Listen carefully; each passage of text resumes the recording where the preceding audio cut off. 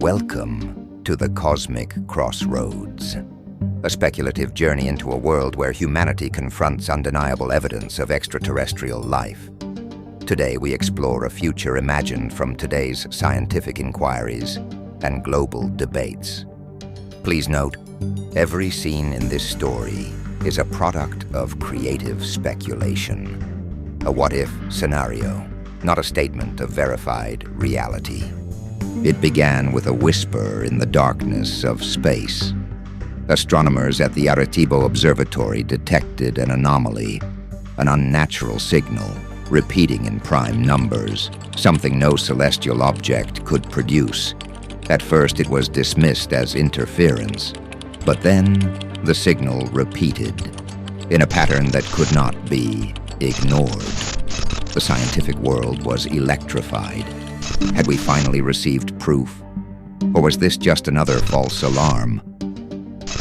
Within hours of the discovery, world governments moved to classify the information. The SETI Institute was placed under direct surveillance. Key astronomers were given non-disclosure agreements, and satellite data was restricted. Were they protecting the world from panic? Or had they known all along? Declassified Cold War-era documents revealed that protocols for alien contact already existed, some peaceful, others preparing for an immediate military response. The secrecy only fueled speculation. Was this our first contact? Or simply the first time we were allowed to know? Then, the leak happened.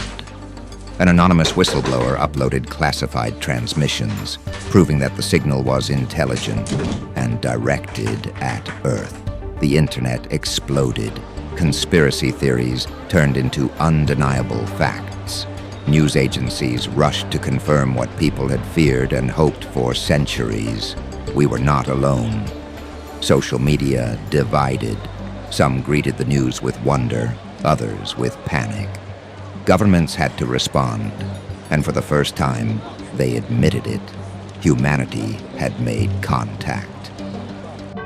For the religious, this revelation was either the greatest test of faith or its ultimate validation. Some saw it as proof that God had created more than just humanity, that we were one of many children in the cosmos.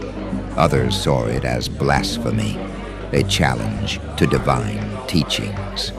The Vatican, Mecca, and temples across the world held emergency councils, debating what this meant for their beliefs. Did this signal the coming of a new spiritual age, or the collapse of centuries-old traditions? The United Nations convened an emergency meeting. How should humanity respond? Scientists urged caution. Religious leaders called for reflection, and military officials prepared for defense. Some nations pushed for secrecy, others for diplomacy. But as fear grew, so did aggression. Political alliances were tested. Would humanity stand together? Or would nations use this revelation to advance their own power? The idea of a one-world government resurfaced, but in the shadows, rogue states began crafting their own response, one that might trigger catastrophe. Then they arrived, not with weapons, not with conquest, but with silence. A massive structure, metallic, almost organic, appeared in Earth's orbit. Governments scrambled jets, satellites focused on every detail. No signals, no aggression, only observation. Was this an invitation? A test? Or had they always been here waiting for us to be ready? With careful analysis, linguists and mathematicians cracked the first pieces of their message. It was not words, but ideas. Universal concepts, light, time, existence. They were not speaking to a single nation, but to all of humanity. And the meaning behind the message was clear. We have been watching. Now we are listening. Will you? The implications shook the world. This was not an invasion, but an invitation to understanding. But not all saw it that way. Some governments, fearing the loss of control, called for immediate military action. Religious extremists claimed the aliens were demons, while conspiracy theorists believed they were preparing to enslave us. A radical faction attempted to attack the alien structure, launching missiles into the sky. The world held its breath, but the ship did not retaliate. Instead, it released something unexpected, a wave of light and silence. All weapons within miles were disabled. It was not an attack, it was a demonstration. This was humanity's defining moment. The aliens had shown their capability, not as conquerors, but as something greater. Would we respond with fear or with curiosity? The United Nations, after weeks of deliberation, sent an international delegation to meet them.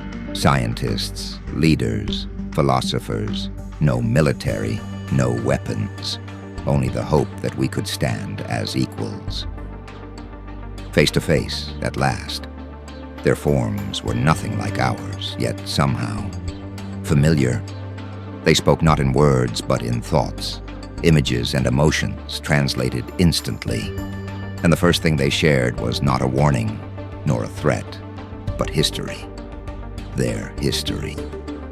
They had been here before, long ago, watching civilizations rise and fall. They had seen us at war, seen us create, seen us destroy. And they had waited to see if we would be ready. Now they were asking, are you?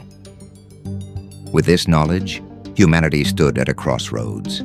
Do we embrace this new future, open ourselves to the cosmos, and redefine what it means to be human? Or do we cling to fear, reject the unknown, and risk losing the greatest opportunity in our history?